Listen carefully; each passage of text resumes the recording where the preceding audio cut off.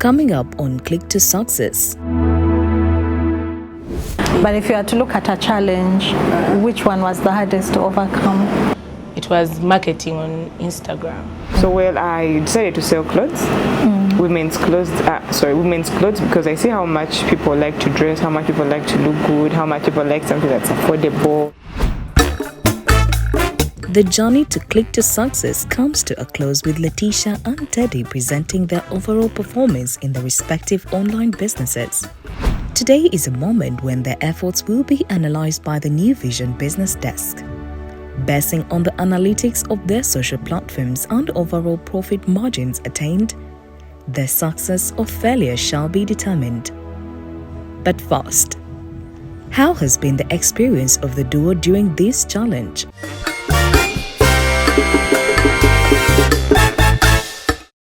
As someone who is starting a new business online, this has been a learning experience. It has been tough, but what I can center on, it has been a learning experience. I've learned how to deal with people, and those are my customers, because different people want different things with different approaches. The experience has been quite enlightening in this challenge. I have enjoyed realizing that business is not as easy as people expect it to be. People think the moment you have a business, you have money. Well, I've personally witnessed that is not the truth. I have enjoyed learning very many things about this. I've enjoyed learning how to relate with people, communication. I've learned how to do the social media programming. I've put my editing skills to use, and I have realized that I have a very intense passion for photography and videography that I am hoping to build upon, and I wouldn't have been able to really notice that without starting up this business and having to challenge myself to market my products. It's the D-Day and the moment of truth is here. Both Letitia and Teddy paint a picture that they are both ready to face the verdict on their performance. First is Letitia Juko. I'm as prepared as can be. I've put my books in order. I remember how the money has been effectively used. So I guess when you've done your best, there's actually nothing that can really go wrong at this point in this particular context. So I am more than excited to share with expert Edna what I have been doing, how it has progressed, and exactly what I intend to do moving forward. Well, I actually have already given my books of accounts to our sponsors, and then I'm ready to do evaluation and speak to them about my challenges and tell them that I would actually want to proceed and work my business out, because now that I'm doing Bachelors of Entrepreneurship, a job creator, not a job seeker, I see myself as a prominent business person with time to come. Edina Mobiru is the head of Vision Group's business desk, which ultimately sponsored this challenge. She has high expectations in Letitia and Teddy.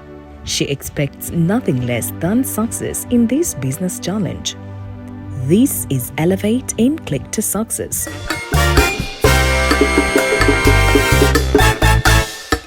So my business is still a struggling one, not one with losses, but I should say I'm at a stage where I'm making no profits and making no losses. When we started out, we needed to see what the possibilities were. What can we do with 50,000 Uganda shillings, money that many of us spend on a small item in a day, or some of us spend multiples of that in a day. We wanted to see what can young people do out of this money and what results can they get out of it. But above all, we needed to see the lessons that can be drawn out of this challenge. Welcome to Click to Success.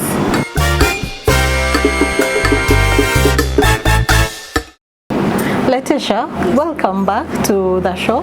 Thank you. Take us back to the beginning. When we started out, what was your idea and how did you go about it? Well, my idea in the start was to sell jewelry. I started with selling rings and necklaces. By then, my only social media platform was WhatsApp. It's one that I mainly used for marketing and looking for customers. My buyers were, of course, those who are nearest to me. I'm talking family members, friends that I am working with.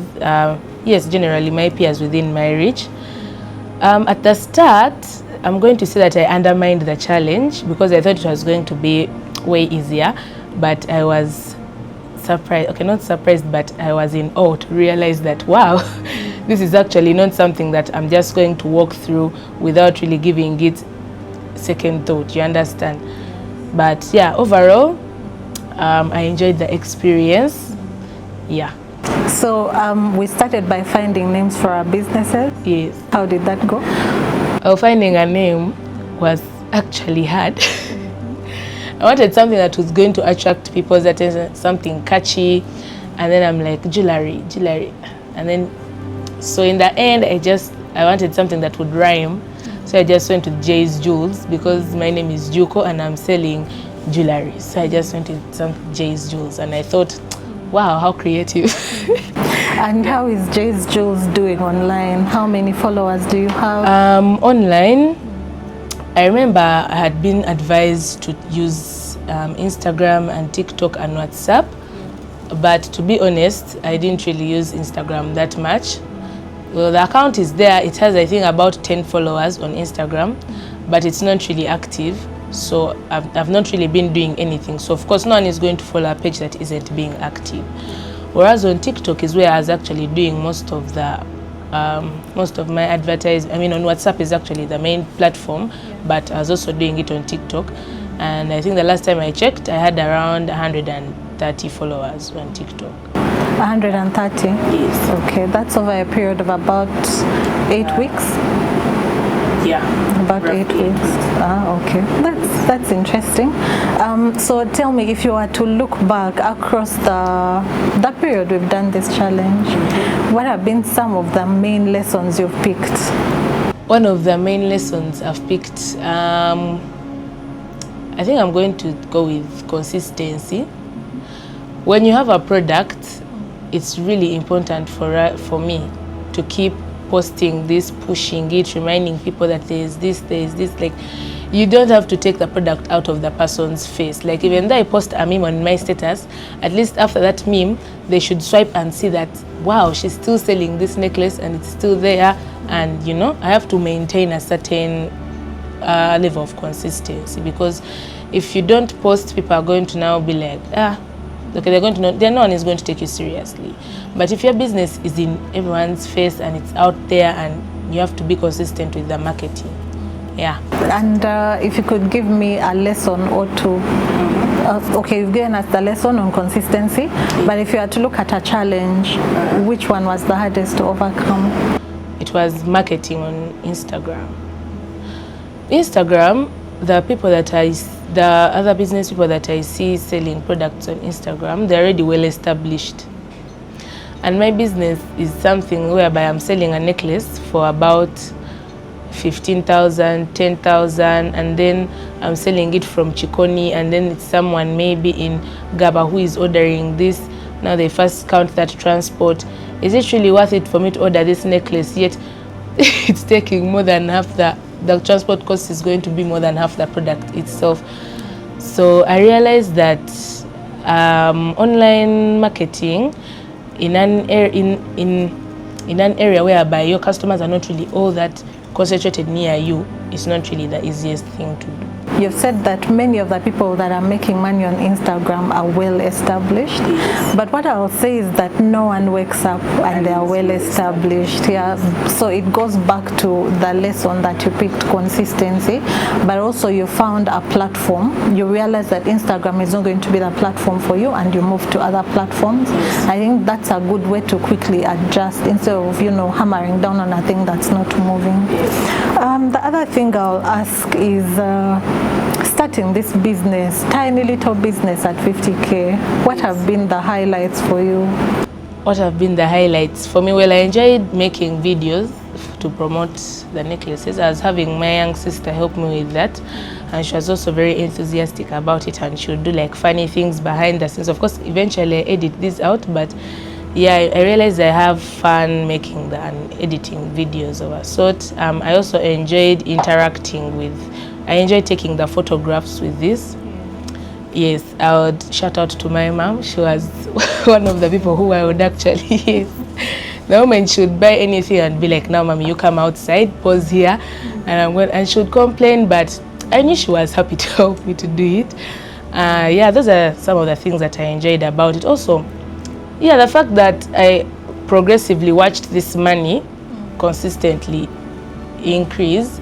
It didn't increase to the level that I wanted to, and that is on my part, because I feel like I didn't really put as much as I needed to into it.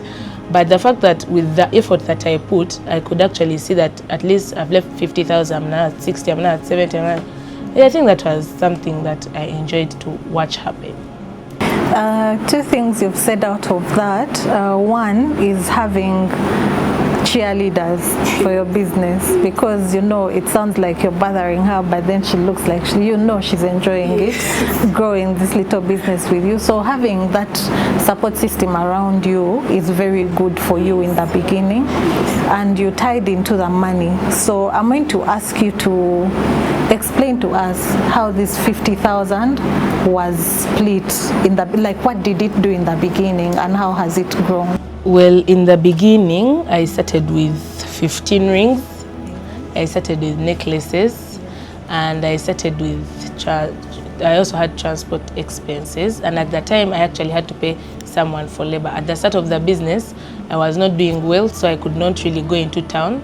So I had a friend of mine help me to go and actually purchase these things.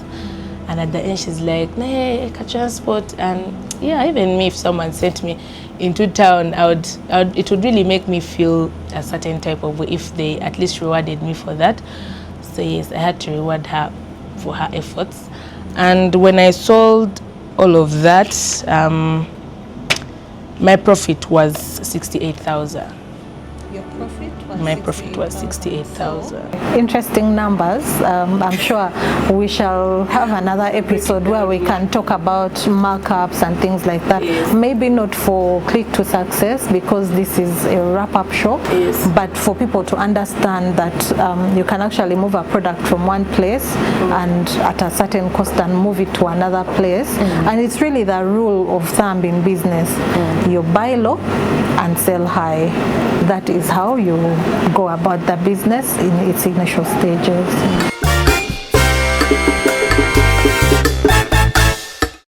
Following Letitia's successful presentation that is seemingly convincing, will Teddy measure up to the expectation in her performance? After weeks of intense mentorship and business practice, a lot has been attained by the participants in terms of knowledge and skill in business. To this, the duo can testify. But it has been fun. I enjoyed having someone to guide under my wing. But she has also taught me very many things, like having patience when you're dealing with people who are not so skilled as you. And also, there's a time when she really made a very nice banner, and I really felt defeated. Like, she challenged me to be better, because like I taught her these things. How is she getting better than me? Do you understand? Well, Letitia has been of great help, I should say. She helped me make a video. We made videos together, videos that I could put out there. Well, I've also been watching the way she does her business, because for facts, her business has been moving steadily. She has not been having as many challenges as I've been having. So I've seen her how she does that one-on-one, something I said I would want to implement.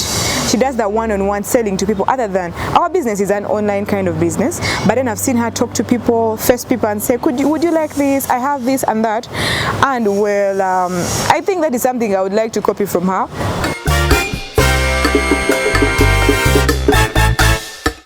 It's good to see you, good to have you back. Good to see you too. We've had some interesting conversations in between, because I saw you a few weeks ago before we could do the show, and we shared a bit some interesting things. So you can take us back to the beginning and the 50,000 Uganda shillings. What did you do with it, and how did you start out?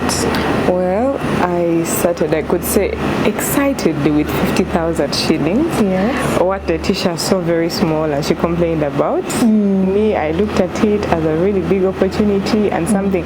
Being an entrepreneur, it sparked me. I'm an entrepreneur and I'm actually studying bachelor's of entrepreneurship. So it really sparked me, and I'm like, wow, I think I'm I'm diving right into this. So well, I decided to sell clothes. Women's clothes, because I see how much people like to dress, how much people like to look good, how much people like something that's affordable. Yes. Well, I decided to sell women's clothes, and in the start, with 50,000, I added some little money because I couldn't just use 50,000 and then also 50,000 for transport and everything.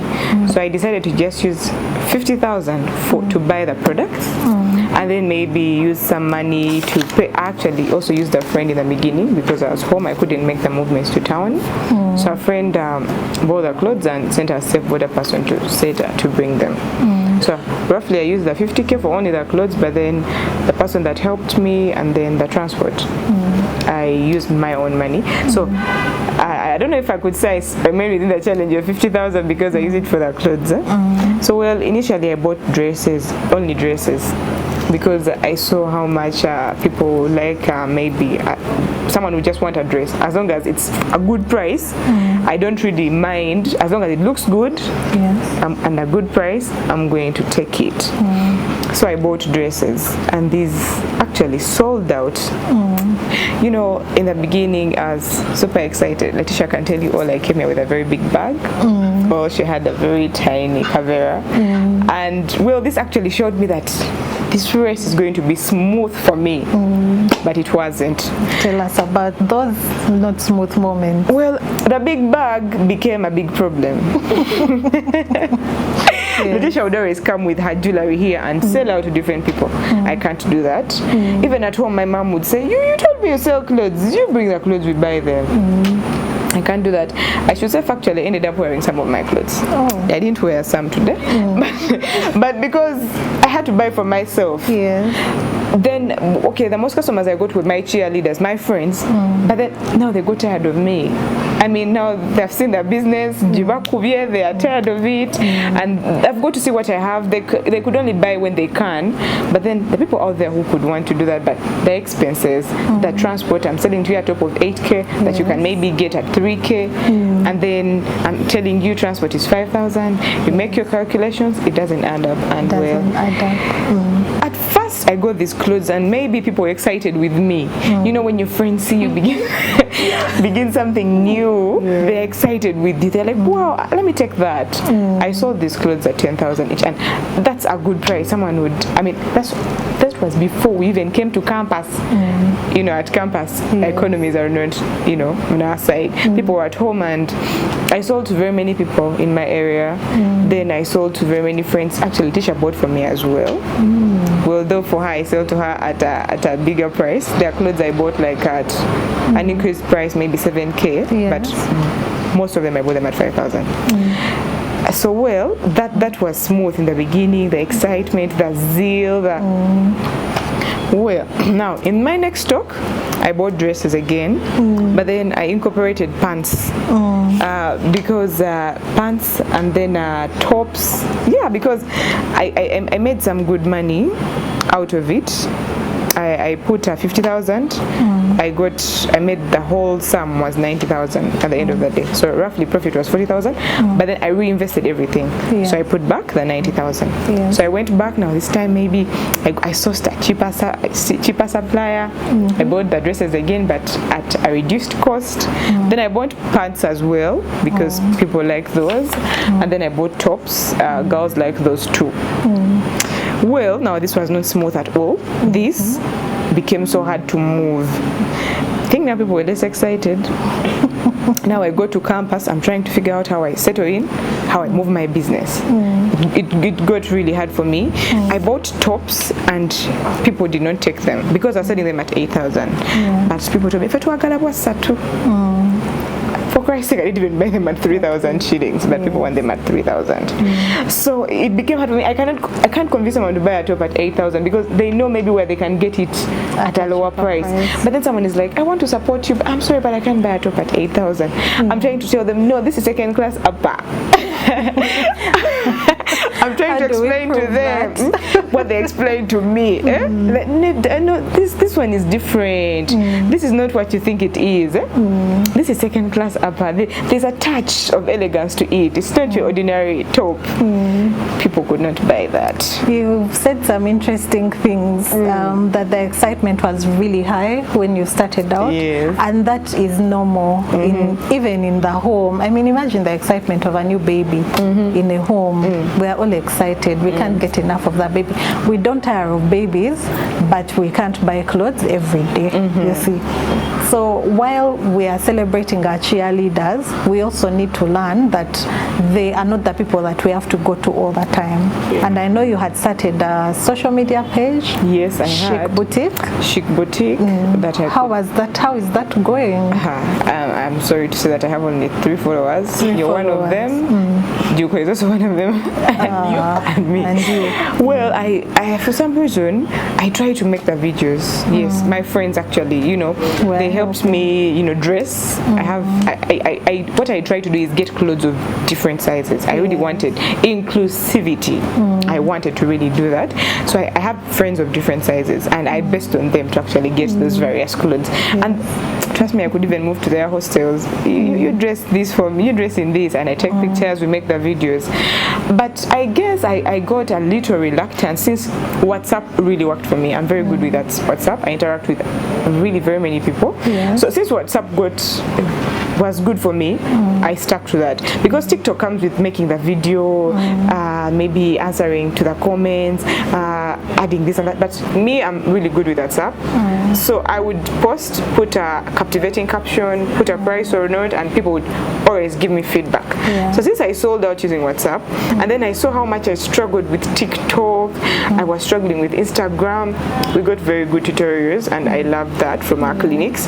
But then I think that's not my place. Okay.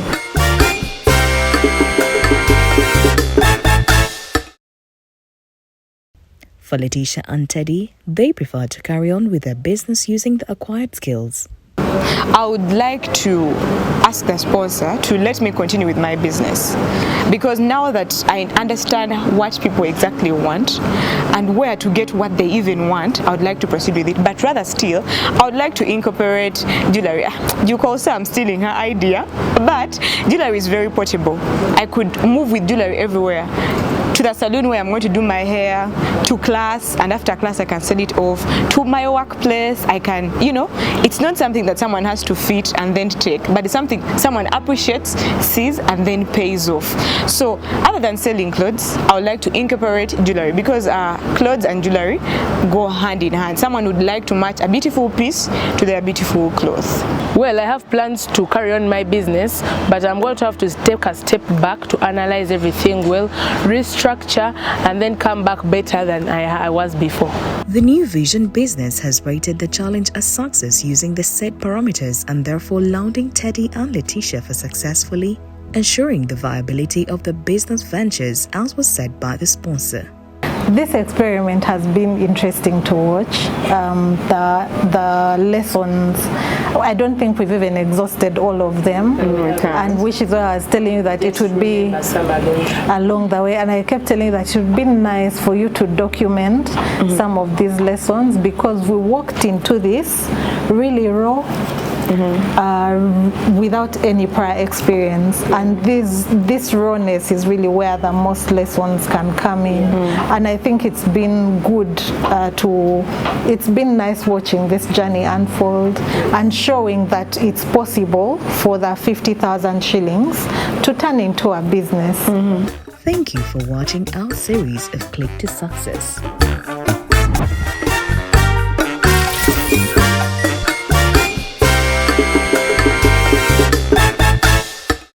New Vision TV. Stream smart, stream New Vision.